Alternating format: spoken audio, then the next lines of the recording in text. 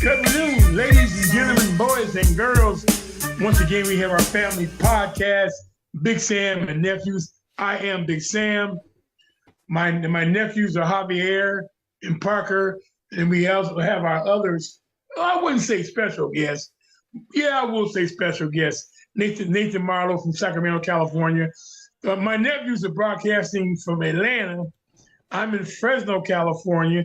Nathan is up down the highway in Sacramento, California, and we're gonna rock and roll. We talk about sports, basically. It's a sports podcast, and we talk about sports. But we sometimes then delve into other areas. But and also, let me forget it. Big Sam and Nephews is sponsored by My Guy Market at 504 East Belmont Avenue here in wonderful Fresno, California.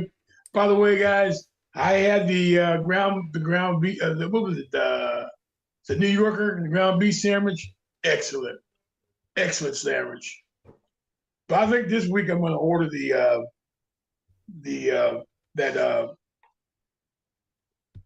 that Checkmate that short rib sandwich. It's a lot of beef in there too. Oh man, Try to switch it up on us. I'm just saying. And actually, My Guy Market is the show. This podcast is sponsored by My Guy Market. But Also, the owner is Floyd Sanchez. I wonder now. That checkmate sounds devastating. Floyd I'm got vegetarian. It still Floyd got a sounds black guy's devastating. name. He got Floyd Jamal Sanchez yeah, is his name. I was like, hey, Yeah, it got some works. brothers. Cool dude, cool in a fan. But is he as cool as the other side of the pillow? all right, Stuart Scott. All right, Stuart. R.I.P. Stewart. I'll bet that Floyd is, in fact, cooler than the other side of the pillow. Yes, he is. Good I knew it. dude. Good dude. I was watching this morning. I sleep at odd hours, and so I got up this morning, started watching this documentary about Walter Payton. Bad boy. Yep. Bad boy. Yeah. Bad Just today, I looked up NFL all-time rushing leaders, and Peyton is number 2, 1,629 yards behind Emmitt Smith.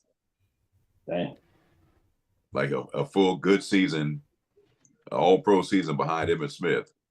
Wow. I think Emmitt kind of held on a little bit because he wanted to put as much as possible the record out of reach.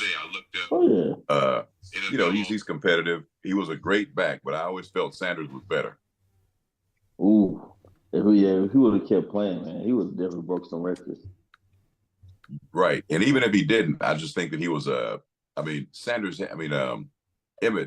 great athlete, but he had the best offensive run blocking line I've ever seen. True. I mean, he had that's the ingredients though. You gotta get yourself a good line. Good line, good back. I mean, most of the great running backs, man, they didn't have good lines. I mean, Barry Sanders. I was gonna say Barry Sanders, man. He didn't. Not at first. Yeah. After about 3 or 4 seasons, he had a good line. Yeah, it was a good line. In the beginning, he had no line. I mean, you start talking about I'm not even gonna put Terrell Davis up there, but I mean, great line. But you start talking about like Eric Dickerson, all these other guys, that. In LA, his line was tremendous. Oh, then yeah. He went to Indianapolis and not so much. I mean, well, you had, with Eric Dickerson, he had to run behind Jackie Slater, Hall of Famer. Oh my God. Yeah. I mean, you start looking at like some of these running backs, like LT. Then he had decent line. Marshall Faulk, he had a decent line. It was just kind of crazy, like his running back stats, which is phenomenal. Like people don't put Marshall Faulk up there, which is kind of crazy. And I'm like, this dude can catch and run. It was an all around. LT can catch and run. Like, that might be with Marshall Faulk though, a lot of people forget, or a lot of people put a lot into the greatest show on turf. He had Torrey Holt, Isaac Bruce. Yeah. Hakeem, what was his name? Not Hakeem Ward. Oz Hakeem was the other one. Yep. Yeah. So Marshall Faulk's numbers, seem to kind of get put to the wayside. But he was a beast though. Yeah, he was the engine who made them all run. Right. So I mean, even in Indianapolis, when it was young him and young Peyton Manning, I thought they were going to be able to do. I think if they would have kept Marshall Faulk, they would have been way better than what they were with Edgerrin James, and they were great with Edgerrin James. Right. So, but I'm like, you take away this Hall of Fame running back that is special. Well, no, because Edgerrin James ended up being a Hall of Famer too. He did. Now, I understand that, but I'm saying the way that Marshall Faulk as a Hall of Famer, I would take Marshall Faulk over the edge. And I like Edgerrin James, but I would take Marshall Faulk over him. He's more dynamic. He's Christian McCaffrey dynamic, but a better runner than Christian McCaffrey. A harder runner. So, Edgerrin James, he was a little bit different where he was he could get out, he could catch, he could do all those things, but I think Marshall, man, you get it to him in space, man, he could take it to the house all day, every day. Right. Edgerrin James didn't have that. He didn't have that. quick twitch movement that you would like? So this tends to be a generational answer because people vote on who they saw and figure that the greatest, boxer or baseball player or running back that Muhammad they Ali. right. So 2 questions, and I put this on my Facebook post actually. First question has to do with what we were just talking about. Who would you guys say is the greatest running back of all time? Ooh, well, there's too many good ones. Yeah, that's a lot of them. I would say Walter. You say Sweetness. All right. Yeah, I say Sweetness. I mean, I'll go with Emmett. I mean, just because he got the record. All right. Wow.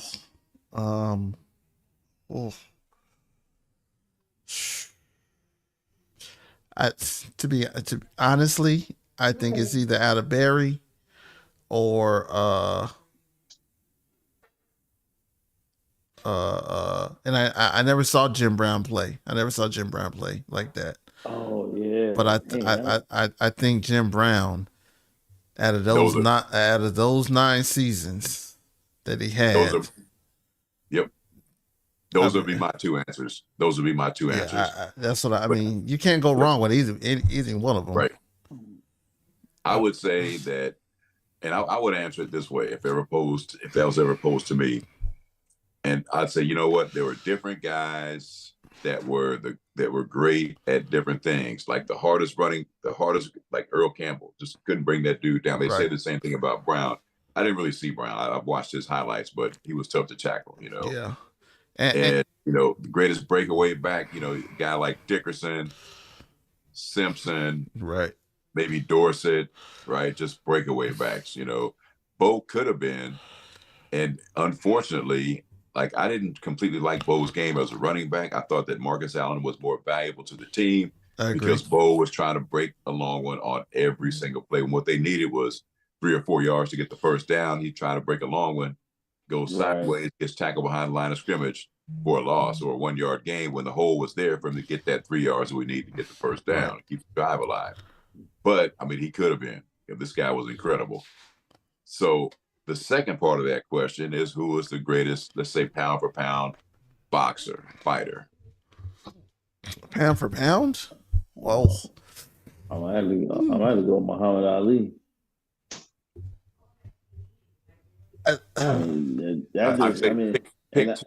Pick two. That's what I would do. I'd pick 2. Okay, I'm gonna pick 2. I'm gonna pick an old school and a new school. All right. And so my old school, of course, is Muhammad Ali. I think. Oh, that's old school for you. I mean, you could go. You could go Floyd Patterson. You could go. I mean, you could go. I could go back more. I think that you could go. Floyd. Again, but there's so many though. I mean, so but if I look at a boxer in that era, 50s and 60s, I'm like, yo, that's who you wanted to be. I mean, you could go back further than that. But I think he became dynamic, and he kind of changed the way boxing was boxed. That's a good point, because really, I think that as somebody, I mean, I didn't see Ray Robinson. I didn't see a guy who was before him was a Henry Armstrong. Right. And if you look at those, I mean, and there's only one video of Henry Armstrong that I've ever found. But if I was to pick, if I had 3 options, it would be those 3: Ali, Sugar Ray, the original Sugar Ray, and Henry Armstrong. I could take that. I think mine, just because I'm younger. When I look at pound for pound, some of the best boxers, I don't put Floyd in there because I don't think he's good pound for pound. Fight too many. No. Floyd Patterson was a little guy that won the heavyweight championship. I mean, he was he was like 2-something change. He wasn't even that. I think he was a light heavyweight. Yeah. I mean, he may have ate heavy and got up to 200, but he was basically a light heavyweight. Yeah, That, he was stocky 180. He was a good 180 right. light heavyweight. Yeah, no, I'm with you. And so for the same reason, I think that Marciano was probably better than he's given credit for. When people talk about the greatest of all time, his name's never mentioned. And I don't think he was the greatest of all time, but he had the benefit of being post the Brown Bomber and pre-Liston. He just came along at just the perfect time. He wouldn't have beaten either of those guys. Nope.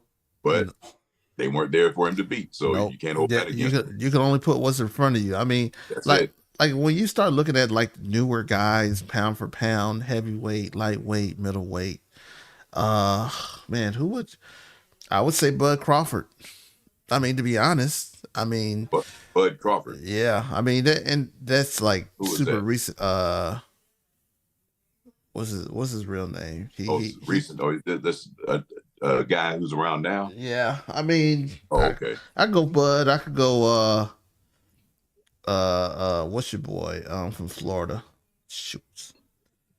Roy Jones. I think, to be honest, I think Roy Jones is really in that conversation. I think you're right.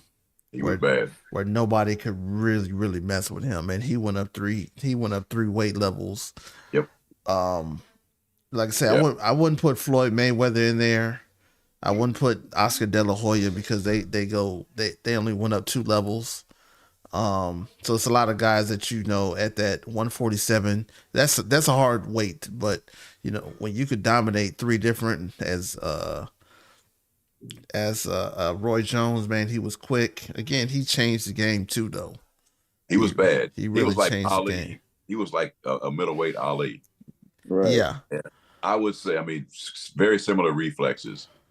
So is Sugar Ray, the second Sugar Ray Robinson. I was just about to say he had some Sugar Ray in him. Right. He had some Sugar Ray. He hit a lot harder than Sugar Ray, than the second Sugar Ray. Sugar Ray number 2, his quickness, and he had power like Hearns and Hagler. He didn't have that kind of power. Oh no, he could hit. He could hit. Yeah. But Hearns. Have you ever seen the Hearns Duran fight? Yeah. I saw that. I was old enough for that one. Okay. I was old enough for that one. That was one I think I watched it with my dad. Hearns, Pepino Cuevas. He just split. He was a one-punch guy. He was a good boxer, but he could. When I say take you out, I don't mean knock you out and you get up at the count of 7 and you're maybe still a little bit wobbly before he gets to 10 and you continue. He would put dudes to sleep, man. Right. He had depth. Hearns was like a kind of a freak of nature dude. If you look at him, that dude had a body like some kind of weightlifter or something, from the waist up. He was buffed up, cut up, and he had no legs. That dude had legs like a pencil, and that's why he could fight as a welter. Again, he probably should have been. I think he was a natural born, certainly middle, maybe even light heavy, right? Or cruiser or something like that, right? But he had no legs, and so he could get his weight down and his above his waist based on training and eating, and also being in his 20s or something. But he was fighting 2 or 3 levels below what he should have been fighting. But you can't hold that against him, and he would just jack dudes up, man. He was. And Hagler was twice as strong as Hearns. Hagler jacked Hearns up, man. I've watched that fight 500 times. I'm not kidding. I just enjoy that knockout. I'm glad Tommy didn't get hurt bad because he could have. But it's kind of funny to see some dude get knocked into tomorrow. Yeah, where would you put Mike Tyson in? Tyson was bad. Who do you think would have won? But I'd say this: Tyson was one of the greatest heavyweights ever, top 10 for sure, right? Oh yeah, but he dominated the division. Tyson was a super good Joe Frazier. He was, and Smoking Joe admitted, he said, "I don't think I could beat this guy." Right? But I saw an interview with Smoking Joe, Holmes, uh, Foreman. I think Foreman was there. Norton. Yep. And Ali. And Frazier Well, was I the think only one that to be sort of man enough to I don't think I could handle this guy, you know. And I don't think he could have. I think in that heavyweight division, what is missing in the heavyweight division is like they used to have Frazier, Foreman, Kenny Norton, another good boxer. Right. You know, they had a slew of them. You know, when Ali would beat this guy, he might lose to this guy, but he turn around and have a return match, and he would beat. But he was beating some tough boxers back in the day. Nowadays, it's too canny. I think there's a reason for that, Sam. Right? If you think back, just historical insight, and I'll be brief. There was a time in the like 40s and probably 50s that there were two sports in America: baseball and boxing. You know, the NFL wasn't nearly what it is now. You know, basketball wasn't nearly what it is now, right? So they were fledgling, sort of, you know. So all young men in America, everybody played baseball. Everybody played baseball.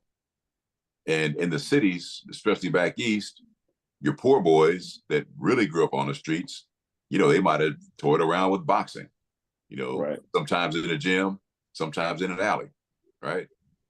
And so it was your poor boys that were going into boxing, fighting. I mean, worldwide, right? Your middle class kids didn't go on; they didn't become fighters. They didn't have to, right? Their life wasn't that tough yet, or it wasn't that tough.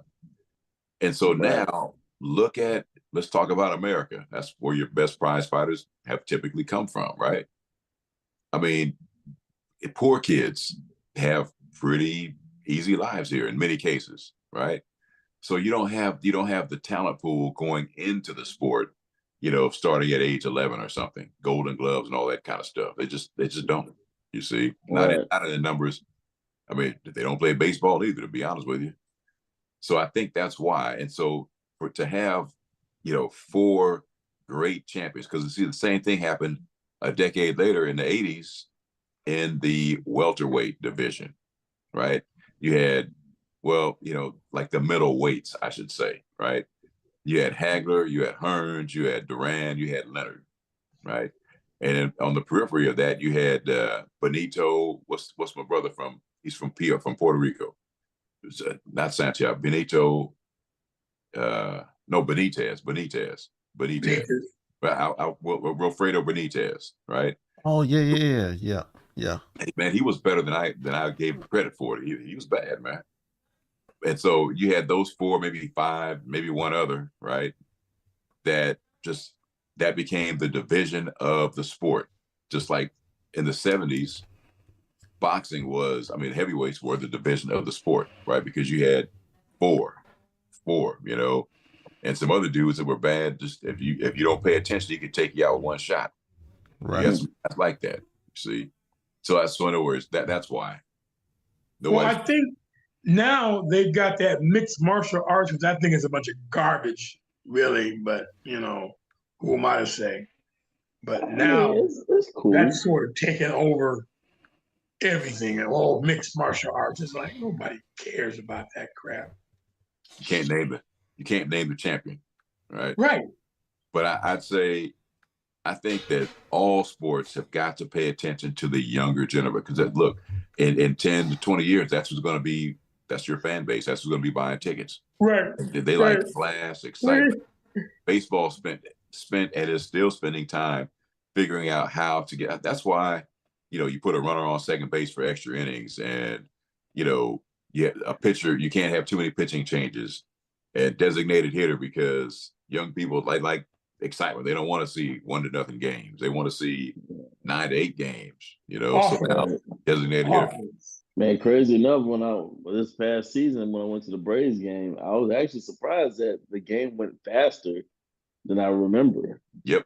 You know what I'm saying? Like for me, like I don't like going to baseball games. I mean, I'll tell you that I like going to baseball games. I just don't like watching on TV. How about that? But when I'm at the game, I don't want to feel like I'm at the game. I want to feel like I'm involved in the arena. So that's why I like basketball and football. But like when I went to the Braves game, I was like, okay, like yeah, I see the pitch count. You know what I'm saying? These guys are, they were hitting some dingers too that game. Mm-hmm. So it was cool to kind of be able to see the evolution of the game get to that point of where it's not boring for people like myself. Right. Yeah. Yet, things have changed, and sports, just like all other aspects of society, have to change with it. Businesses and things, you have to keep up or get left behind.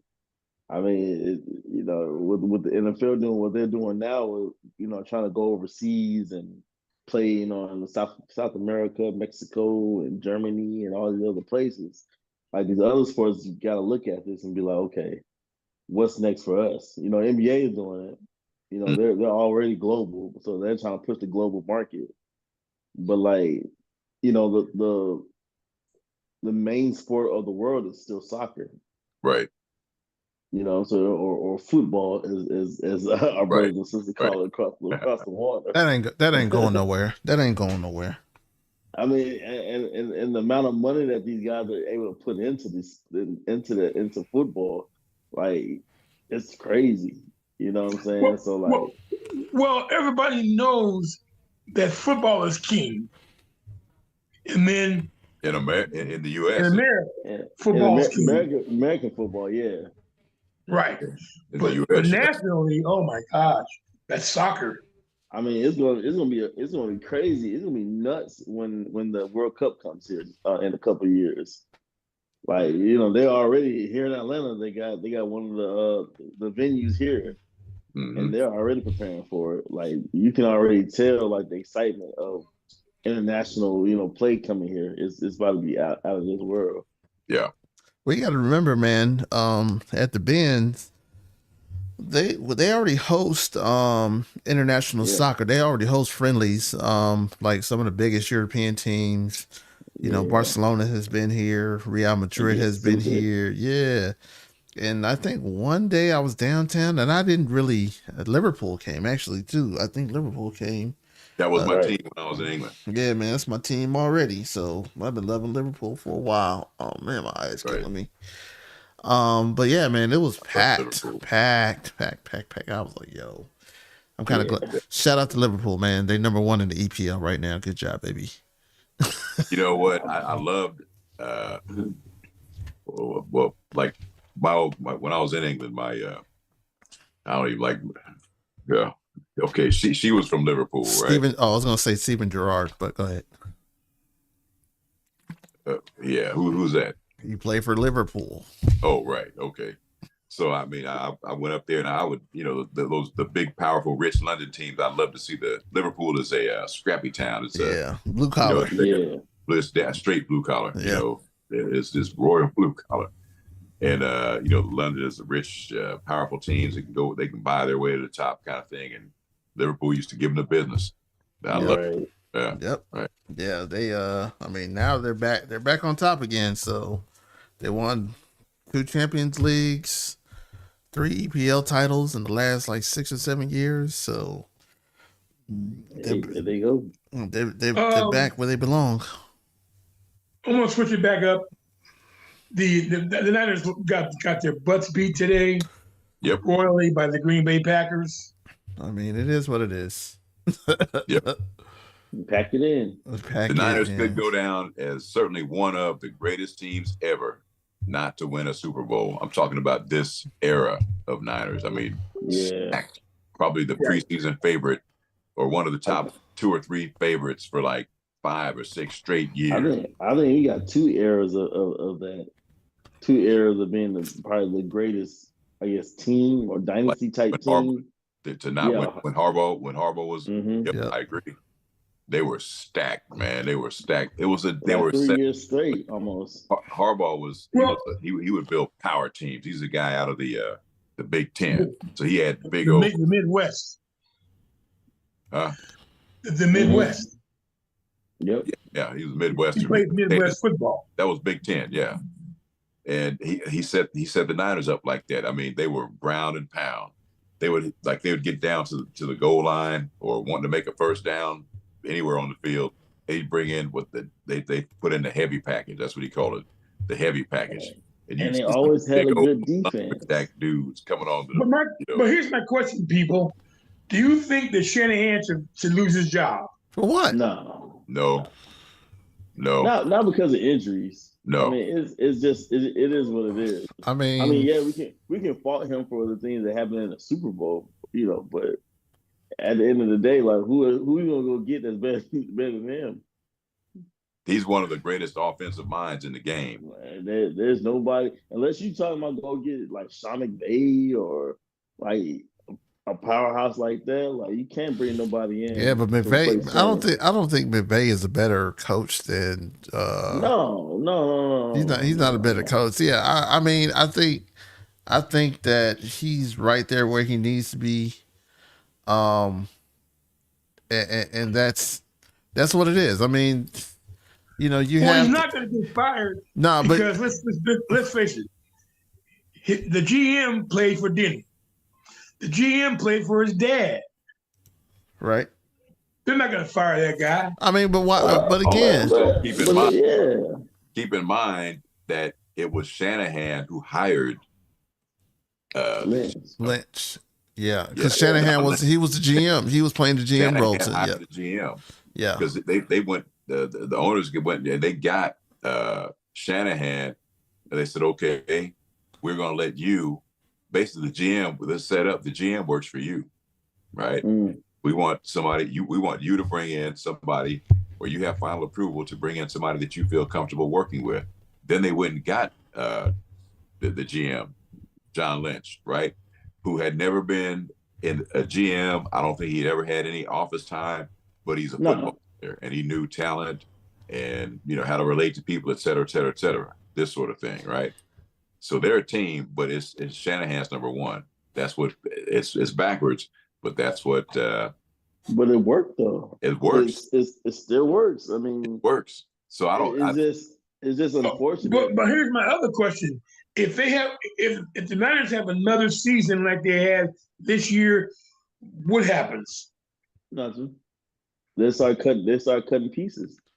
Yeah, I think they start cutting pieces before they get rid of the coach. I mean, coaches might get tired, but I don't think. I think you're right, Parker. I don't think they're going to get rid of Shanahan because in a way, he's the best in the league at what he does. Yeah, that's what I'm saying. I mean, Tom Brady. Also, remember, these dudes have found some legendary players in later rounds. Yeah, like third round, third to fifth round. Yeah, third to fifth. Tom Brady, he said something on the cast, and he was like, I mean, you're hurting with your backup quarterback who nobody knows who the hell he is. That's number one. He ain't played since 2020. Exactly. Like, dude, okay. Like, hey, man, it is what it is. But you have two stud running backs. You got two stud running backs that can get the job done, and you're not playing Mason enough. Yeah, McCaffrey can do other things, but you're not playing Mason enough. Tom Brady said he was the third leading rusher. The third leading rusher in the league before McCaffrey came back. Now here's another question I want to pose. Just a question. Do you think that McCaffrey is overrated? No. Nah. He's bad, man. Nah, the boy cold. But like it's hard, but like this last game that they just played, man, like Trent Williams is out. They had that backup in. Then they got the right guard as a rookie who's still trying to find his footing in the league. Yep. So like it's not that we're in a mini rebuild stage. You know what I'm saying? I think we had to take a step back to take a step forward. And that's why I was saying, like, we just should pack it in for the season. Yeah. To be honest with you, pack it in and just get healthy for next season. Because here's my third question. Do you think they're going to start unloading people because they're way over the salary cap? Ayuk is gone, bro. Ayuk is gone. Nah, Debo's gone. Okay. I'll take Debo. Trade, they trade went. him now. He's healthy. Trade him. She's healthy. Trade him now in the Well, offseason. they can't trade him. They can't trade him now. They gotta wait till the end of the season. Yeah, no, but you're right though. Like, yeah, and I like Debo. I think that, the Debo Samuels that, we're gonna run from the backfield. Everybody caught on to it. Got to do something different. Yeah, you gotta change the scheme up. Yeah, I think the rookie might be a piece that we can plug in. Yeah, he definitely got to get some run. He's a blocker. He understands the game. Jennings is starting to come along. Yeah, I think they're going to be good. You know what I'm saying? Keep Kittle, because Kittle's always going to produce. Right. Kittle, and he's a no fanfare kind of guy. You know what I'm saying? He doesn't really have an ego. On the defensive side of football, both are starting to break down. Well, I was just going to say that. Yep. Like, I think on the defensive side, they gotta go get some cornerbacks. They gotta go get somebody that can cover. Because man, like, don't get me wrong, Tre'Davious Ward, and you know what I'm saying. What's the other cat's name? Lenore. Yeah, Lenore. Like, yeah, they cool, but you need some studs back there. Yeah, I mean, those are hard to come by. But I think it's the scheme that they're missing. You know what I'm saying? I mean, every year we'd have had a different defensive coordinator, and that takes away from how you play, because now we were playing Robert Saleh's way. I was gonna say, like, you think they're gonna bring Rob back? I would. Why not? Well, you fired the black guy. Yeah, you fired Wilkes, and Wilkes came from Detroit. Right. As the OC. DC. Defensive coordinator. Yeah. DC, right. You fired him for no reason. Because they didn't get it done in the Super Bowl. He needed a scapegoat. Right. I think Saleh, his defense he knew when to call plays. He was solid. Yeah, man, that defense was number 3 in the league. He had that heartbeat. He had some boys amped up. Yes, because the Jets let him go. Yeah.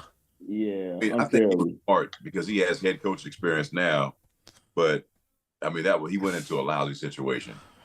I mean, that was one of the worst teams in the league. Yeah.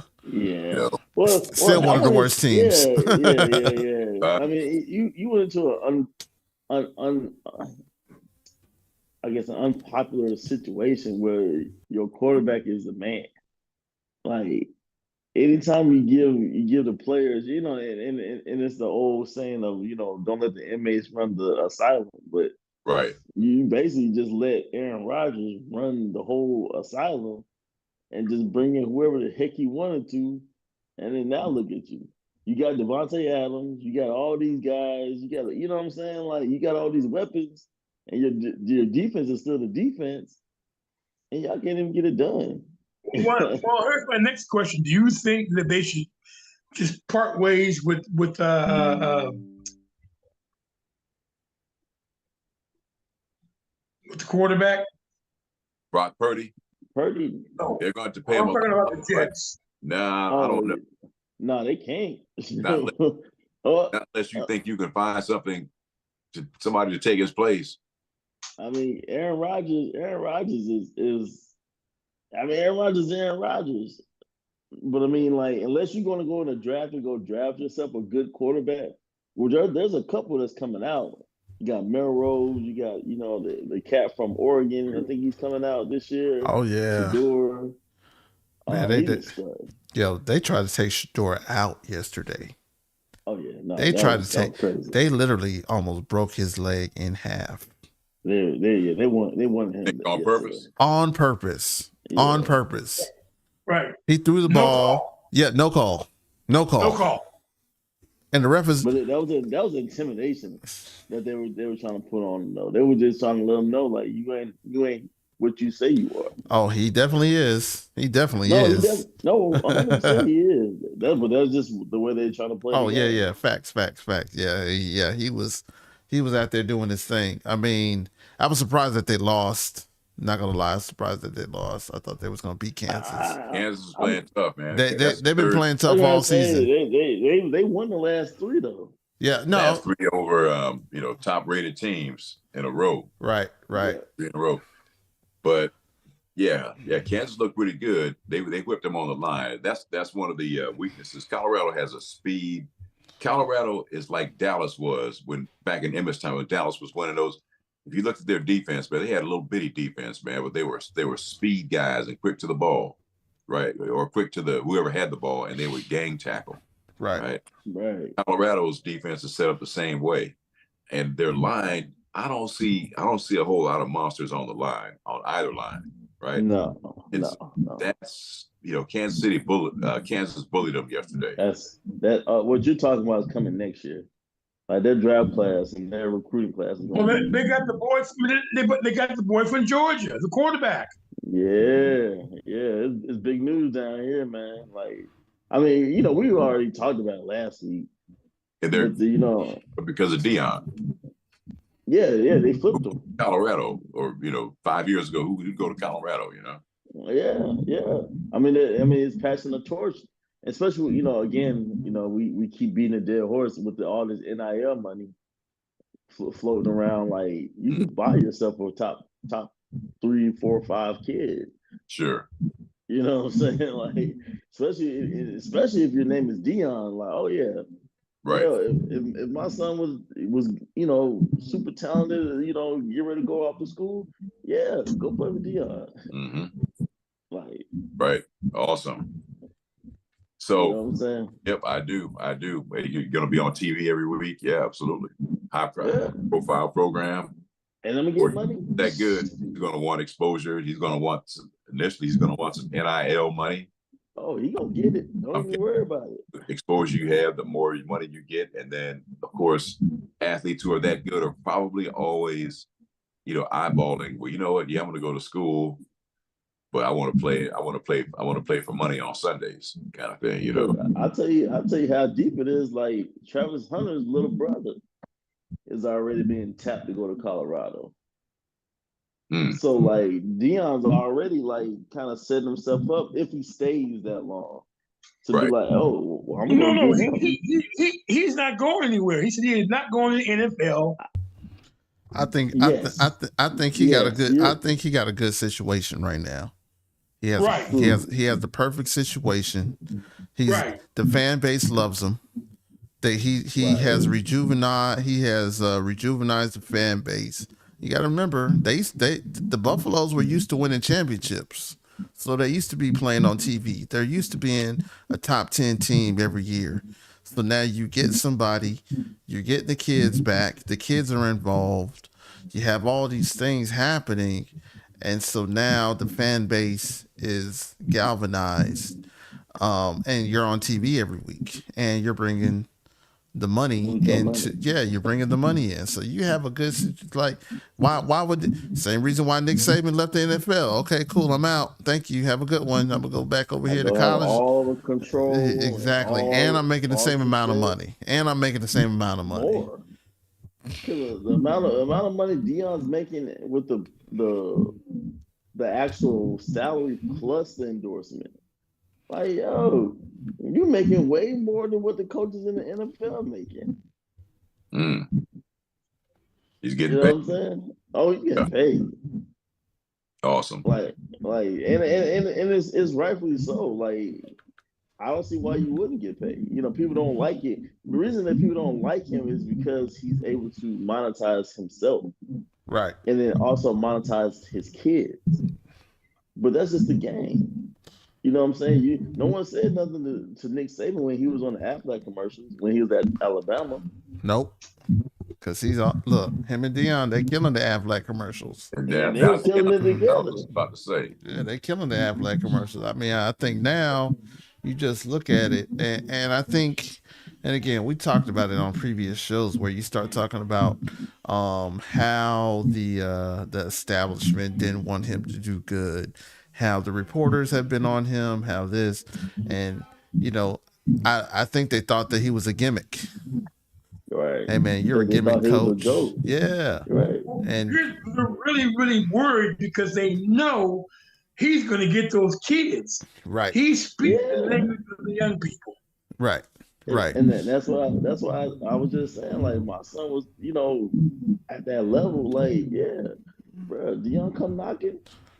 Guess where we going? Dion ain't got a goddamn step foot in my house. Yeah, He in the driveway. Oh, guess what? we going. You're We going to leaving. Colorado. Yeah, we going to Colorado ASAP. Nah, yeah. Ain't nothing to go visit, nothing else. You can go visit if you want to. That's a free vacation, but this is where you're going to commit to. And this is where you're going to go to. Come on, coach. Come on, coach. That's it. I mean, you know what? Oh, matter of fact, speaking of Travis Hunter, the little brother, he still plays at Collins Hill, right? They're still in the playoffs right now. No, his brother plays at Hold on, let me check. another school in like rural Georgia or somewhere. What are they doing all the way out there? I don't know, but no, I think he's still in the playoffs. I think. Let me see where little bro play at. Let me see where little bro play at. But why you looking that up though? I mean, like, you just look at like places like Georgia. You know what I'm saying? Like, Georgia gets so much money. It's outrageous. You know what I'm saying? Like, just being in that little town, you know what I'm saying, being able to kind of recruit and get those kids to come there. As soon as you step foot in Athens, you step foot on the campus of UGA, you're like, yeah, you going there. Stop researching with Chat. You know what I'm saying? So it is what it is. Pretty much. What is this? Travis and Travius Hunter. Yeah. Oh, he plays for Effingham County. Where is that at? Wow. It's in like South Georgia, I think, something like that. Oh, wow. They didn't went from the city to the south. Hey man, go get it how you live. I guess so. And somebody getting paid. I mean, he's already tapped. Yeah, he's pretty nice right now. He is pretty nice. I mean, I wouldn't. It's clear to me, if you can't see, that Travis Hunter should win the Heisman Trophy. Yeah. Ooh, Heisman Trophy talk. But what's going to happen is that I remember I was watching a guy online this week talking about Travis Hunter should not win the Heisman, and I was like, "What, Why? Dude? What are you watching?" But why? That should be the question. But why, sir? Hating on that young man. The hate is real around here. Golly, man. But, I mean, like, again, it's the Dion affair. Like Dion said, last week. Right. Don't take it out. Don't judge him based off of me. You know what I'm saying? Right. Like, let the player let his stats, let the player stand on his own merit. Don't say, well, since you play for Dion, you shouldn't win. You know what I'm saying? And it shouldn't be up to Dion to vouch for him. There's no point. It's not Dion's job to vouch for the kid. Right. His stats is vouching for themselves. Absolutely. Like, this kid is playing over 150 snaps. Yeah. That's a lot. That's a lot. That's a lot. That's a lot. Right. Yeah. Both ways. Yep. Like, no one. Both sides You can't find anybody in the league in the NCAA right now that does that. Right. And does it, and at least does it to that high. He got over 1,000 yards. He scored 2 touchdowns yesterday. Even though he lost. 1,000 yards rushing. 1,000 yards receiving. Receiving. Okay. I don't know how many. What position does he play? He must be a Wide receiver. Oh yeah, DB. Yeah, he's a DB. The cornerback. Yep. Plays corner. Yep. And he starts both ways. Yep. Correct. That's incredible. Like nobody does that. Like nobody does that. Nah. It's one of those things. It's like, yo, you did what? And you playing with who? Wow. Mm-hmm. I mean, people. Again, I like you said, they don't want him to succeed because, hey, look, this is Dion's kid, and it's gonna make him Oh man, Effingham County got smacked. Man, they lost in the first round, 51-14. Oh, East who they Paulding. lose to? East Oh, yeah, Paulding. that sounds about right. Yeah. East Paulding's good. Yeah. East Paulding smacked them. Oof.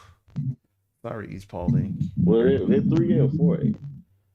No, So they you say Colorado has some big linemen coming in next year? 5A. Right. They got another 5-star. Yeah. They've already signed another 5-star lineman or another one. Mm-hmm. Well, chances are he's not going to pay any dividends until he's a sophomore. Next year. Right. Chances of freshmen in college, in college football, they're beating them, working them out, beefing them up, beating them up, for the speed, right. So, yeah, unless you were Jadeveon Clowney, like you don't pay off until like a couple years. Yeah. Clowney was 280 when he got into school and yanked up. So damn, was he that big? Yeah, man. Clowney was big. I mean, he was Chris Jones. He was a monstrous college player. Oh yeah. Man, yeah. That's another one, man, that you just thought that he was going to have a good career. Carolina didn't look that bad either. Who's that? Clowney did for Carolina. Oh yeah. They almost forced Kansas City into overtime. Kansas City won. They just barely itched by.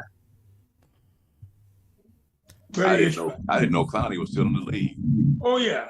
That dude must be going on his 12th or 13th year or something. Right. Yeah, something like that. He played for he plays for Carolina. I didn't know that. Wow. I mean, they don't show Carolina games. Right. So I don't think he hasn't been pro. He hasn't had the same career as a pro as he did. No. Nah, them injuries caught up with him. Okay. Also, he played straight up. He was a straight up and down guy, right? Yeah. Maybe he's different now, but that he could just blow by and dominate and outstrength guys in college. But when you get to the big show, any weakness in your game or anything that can be exploited will be. He has good game. He's solid. He's just not a superstar solid. Like he's just not a superstar. Like what he was doing in college, he can still do it in the pros. He's just not doing it as explosive because they're explosive on the same end. So he's not a game changer as like he was, but he can still wreck a game though. But see, when he was playing alongside with J.J. Watt, like they was killing it. Oh boy, in Texas, oh man, he was killing it. Yeah. But I think if JJ would have stayed healthy a little bit more, it would have helped Jadeveon a lot more because like once JJ got hurt, they just double teamed Clowney. Right. So they just neutralized him. It was just like, okay, well, shoot, just make sure he don't touch you. Right. So who's the best defensive end of all time? Of all time. That is tough. Shouldn't take long. You gonna go with Lawrence? Oh wait, defensive. Lawrence Taylor wasn't. He wasn't a defensive. He was a linebacker. Could have been maybe Reggie White. Both. Maybe I'd pose it, but who's the baddest defensive player of all time? Oh, well, that's LT. Yeah. That's LT, man. LT. Well, I don't know. Wait. It's either LT for me or in my era, it has to be Ray Lewis. Ray Lewis was bad. Ray was bad. He wasn't LT bad though. He wasn't LT bad. But he almost did the same exact stuff LT did. Not even close. You did not want to come across that. Not even close. It was different. Not even close. He's not even close. That comes down like you talk to an old school like your grandfather's age, Sam's dad. I remember Mr. Williams, or my dad's age. They said Deacon Jones. Oh, Deacon Jones was a bad mamma jamma. right? And so people that saw them both, they say that it's kind of like those two guys are kind of in a category by themselves. Yeah, Deacon had everything. He had the speed, the quickness, the strength. He was big, strong. Yeah, Deacon was the one that came up with the slap, the head slap. Yep. Just the head slap, but he pop them like in the ear hole. Yep. Oh, that's going to make their ears ring and their heads hurt. You do that 3 or 4 or 5 times. Yeah, they made that illegal real quick. Yeah, so he changed the game. You know? Yeah, he definitely. I ain't gonna lie. Deacon is, and again, I only seen highlight tapes. Yeah, I didn't see it. But man, like that was when football was football too, though. That was like a throw up. Wasn't it like Deacon Jones and like Randall? Nah. No. Randall, because Randall played on the John Randall. Yeah. Nah, yeah, it was like Deacon Jones. They had the Page. Senator Page was on that. Yeah. He was bad. Oh boy, he was bad too. He's a little guy, man. Yeah, man. He was about 240. Yeah, he wasn't big. He wasn't big, but Randall was probably 6 feet. Oh yeah, he was short. He was short. Page? No, Randall, John Randall. Right. But he was. See, I think, and it's like Dwight Freeney. Dwight Freeney's pretty short. Dwight Freeney's short. 6'1", he ain't even 6 foot now. He about 6 foot something. He's a little short guy. I mean, but they use all that leverage, because on that side, it's leverage and speed, and so they were just able. You only got 2 seconds to get to the quarterback. So, in your 2 seconds, you got to hit, Derek Thomas, another one. So, you start talking about, what ifs with Derek Thomas. I mean, Derek Thomas was a beast. Yeah. So, I mean, you could defense, I think you could go a lot of different ways, but you're talking about overall total. Yeah. Deacon Jones and Lawrence Taylor, man. I mean, you could put Ronnie Lott up in there just because he can hit cover. Lott would be my first choice as a safety. Well, you know what? I would almost say defensive back because, remember, Lott was all pro as a corner. Yep. He was he's a very big old dude, man. I mean, just built kind of stocky to be a corner, Yep. But he locked him down. He was all pro. Yep. Then moved him back to safety, and he changed the game. He changed the game that safety. The safeties do it, I mean, he was a king. He was a king of walk down, hit you, king of coverage, hit you. Was a devastating hitter, man. That dude he could hit you. Yeah. Yeah. Well, when I was in middle school, that's what I used to try. I was like, man, look, if somebody come across the middle, I'm trying to hit them like Ronnie Lott. Because I grew up, I grew up watching Ronnie Lott. My mom would, Ronnie Lott this and Ronnie. I'm like, when you 5-6 years old, you don't really. Right. I'm just watching football. I don't mean, see, you got some guys, kind of like me. I didn't like that head-on stuff too much, like when I was in high school. But, if I had the angle or dude was exposed, looking for some moves and ahs, I'd lay him out, right? I did that a couple of times. Not like I was a devastating hitter, really. But Lott he'd beat you. He'd pick your head up. He didn't get those cheap shots. In fact, it was him in the Super Bowl. He said, I've never seen anybody hit Nicky Woods. I've never seen anybody score a touchdown and start dancing. So I've never seen anybody hit him. And so you look back, you can find a video of it. Lott, I think it was a goal line. It was either first down or goal line stand. And Woods was about to go in, and Lott tattooed his butt, right? I don't think he made it in. I think Cincinnati scored later, but he didn't get in on that play, I don't think. But he was nothing for the rest of the game.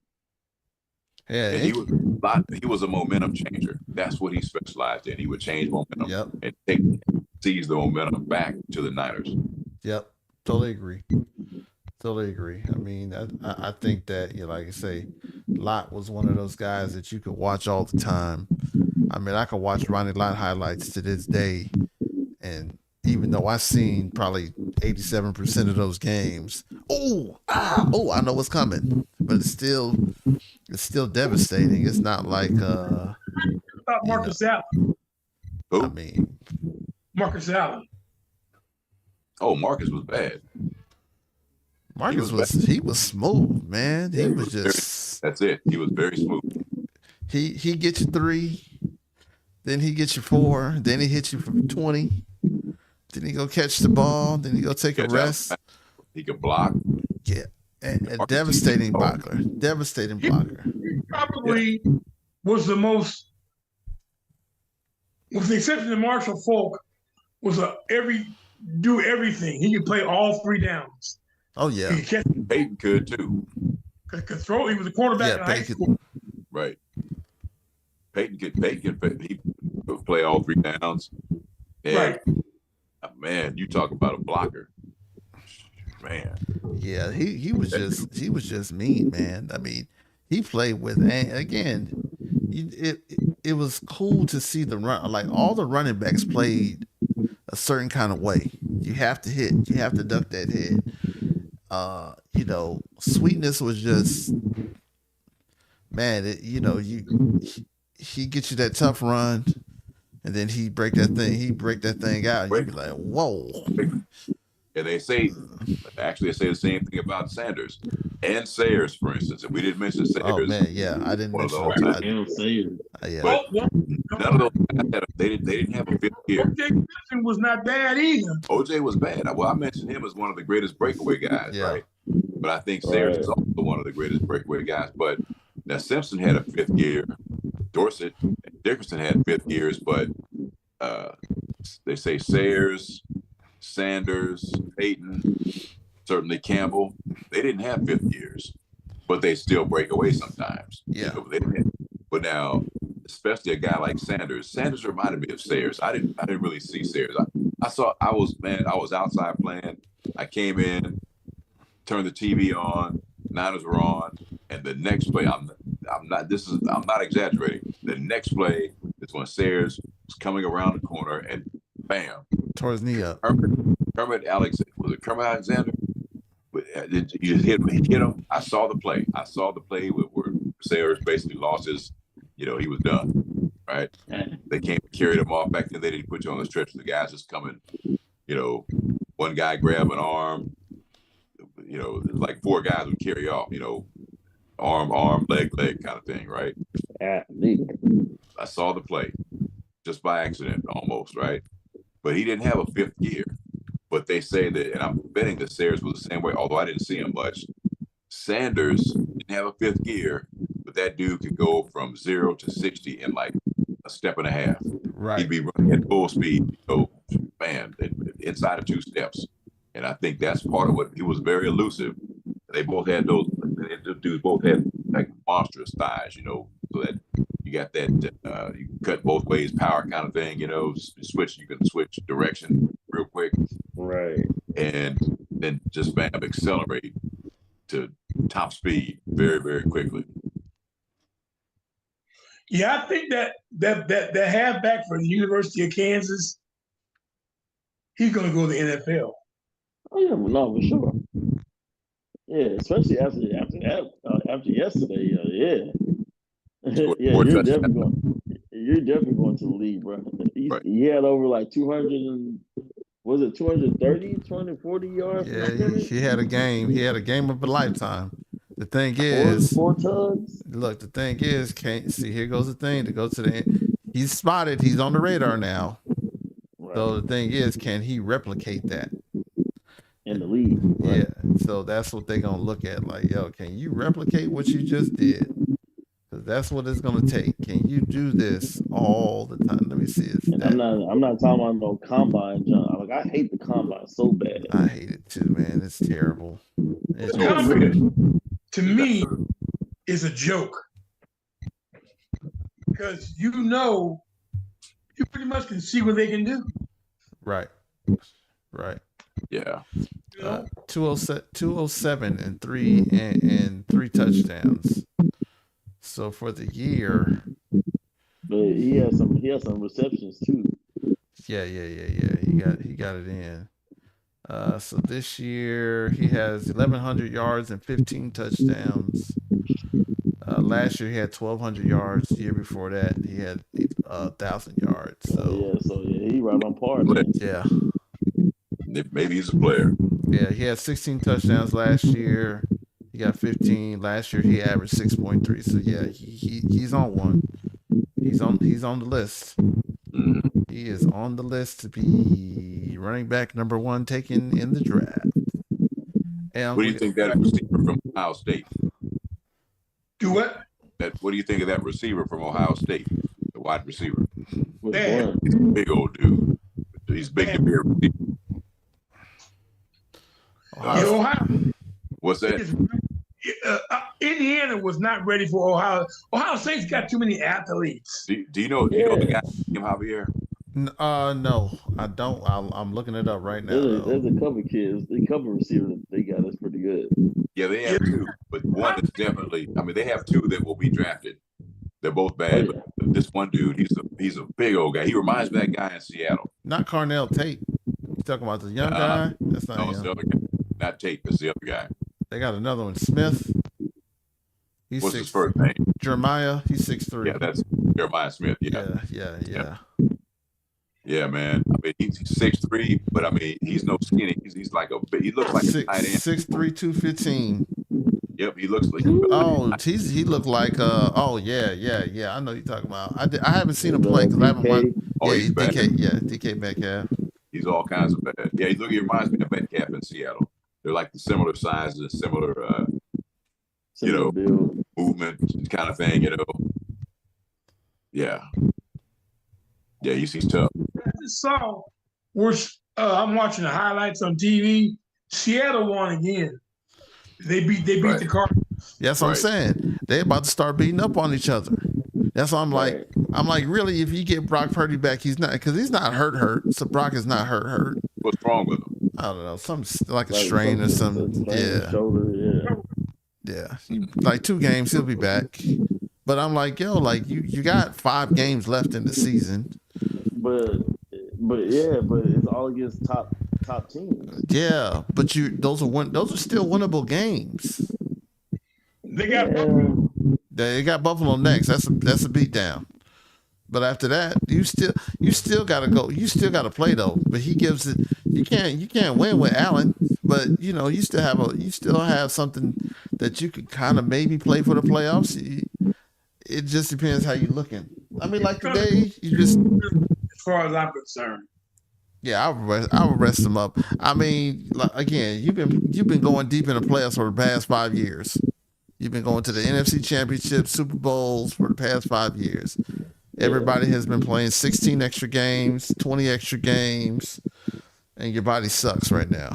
You know what I'm saying? You don't really have an off season to recover. So, I mean, it is what it is. All right, guys. I'm wrapping it. Hey, we're not going to go next week, right? Nope.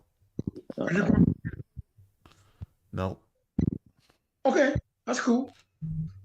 We'll go. We'll be back. Not next week. The week after. Right. Yeah. You gotta. This is what I've been working out for so I can eat this week. Nick, shut the. This guy. Happy holidays, guys. Thank you. Jeez.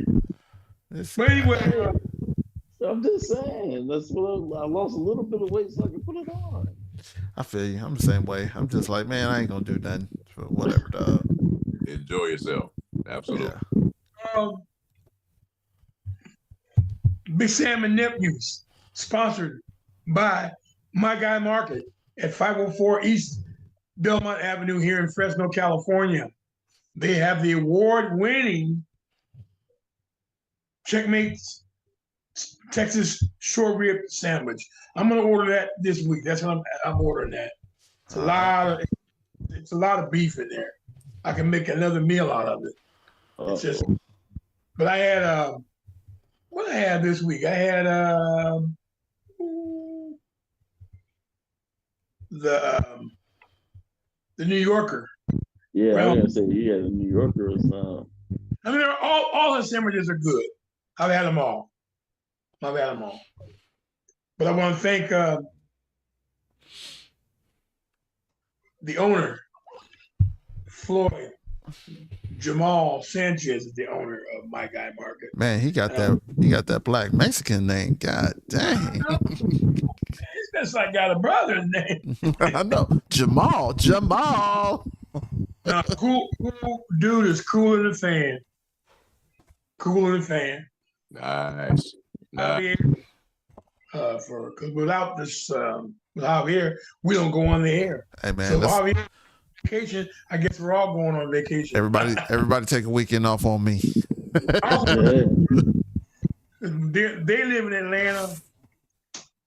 That's And right. Marlow is on from Sacramento. Hey, rivalry week next week. Oh, Georgia Tech and Georgia. Yeah. We ain't even talking about the playoffs. We ain't even talking about the playoffs today. Oh yeah, we're gonna take Georgia out. Ooh, that's gonna be tough, dog. And it's gonna be in Athens too. Oh, yeah. It's gonna be tough. Hey, I might be in California in a couple of weeks. I don't know. So I'll let you know. Phone number. Let me know. Yeah, so I might bring my stuff with me, man, and we go by My Guy. Yeah. I think I'm gonna rent a car. So if I come, I'm gonna rent a car. So I'm gonna see. So I'll slide through. And then, there you go. And then I want to look. If I come, I want to get everybody. Give Javier my number. Give Javier and Mark my number, Sam. Off, when you talk to him. Yeah, I kind of want to do like a live in person at My Guy. That would be kind of cool. That would be dope. Yeah, that would be kind of cool. Yep. So I just got to figure out how to set it up. I got to set it up. Right. So. All right, everybody. Thank you very much for watching this podcast. And please subscribe to this podcast. Yeah. Please subscribe to this podcast. Love us, like us. We got Discord. We got everything. We ready. Everything. Just saying. And we got the Checkmate. And we got the Checkmate. And the New York. No. That's right. We are on. Yeah, next Sunday we won't be on because it'd be Thanksgiving weekend. We will not be. Happy Thanksgiving, y'all. Indigenous Day. Damn, Christopher Columbus or whoever. Absolutely. Happy holiday. Yeah. Indeed. All of that. Yeah. Thank you, everybody, for listening to this podcast very much. Please subscribe. Big Sam. I am Big Sam. And my nephews. And Big Nate. Yeah. Nate. We are the nephews. Right. Want to thank y'all very much. God bless y'all. Thank you all very much. We will see you the week after. The week after. Have a good one. Yeah. Be merry. Get fat. All right. Thank you very much. See y'all later. All right. See y'all.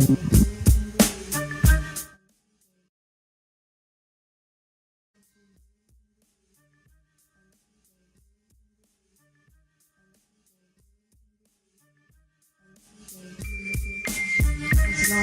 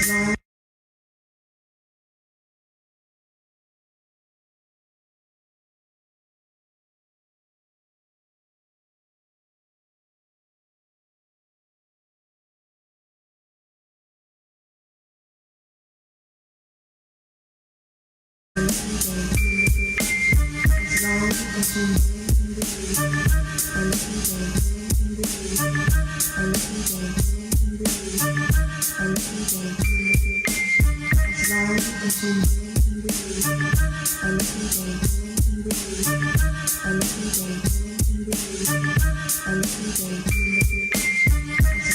I